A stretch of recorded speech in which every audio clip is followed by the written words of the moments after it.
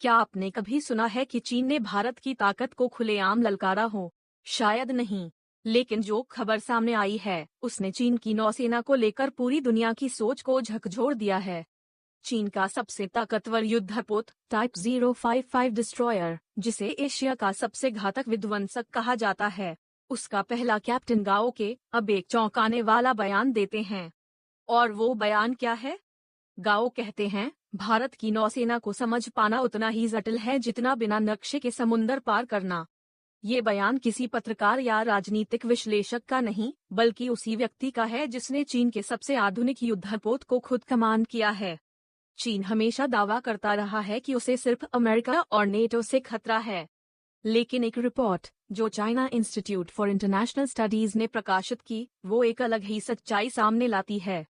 Report कहती है कि चीनी नौसेना के अधिकांश कप्तान भारत को नेटो से कहीं ज्यादा खतरनाक मानते हैं।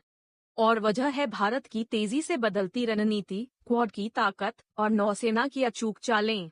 सब कुछ शुरू हुआ नेटो महासचिव मार्क रूटे के उस बयान से, जिसमें उन्होंने कहा कि अगर चीन ने ताइवान पर हमला किया तो वो रूस को नेटो के खिलाफ आगे कर देगा, ताकि पश्चिमी देश ताइवान को बचा न सकें। यानी युद्ध होगा कई मोर्चों पर, और सबसे खतरनाक मोर्चा समुद्री जंग।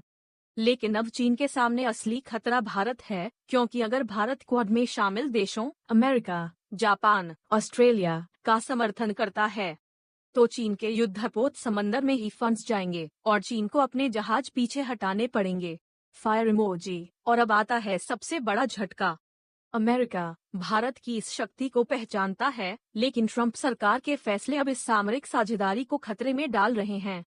जहां एक तरफ दोनों देश 5th जेन फाइटर जेट इंजन जैसे सौदे की बात कर रहे हैं, वहीं ट्रंप प्रशासन व्यापार को प्राथमिकता देकर डिफेंस सहयोग को धीमा कर रहा है।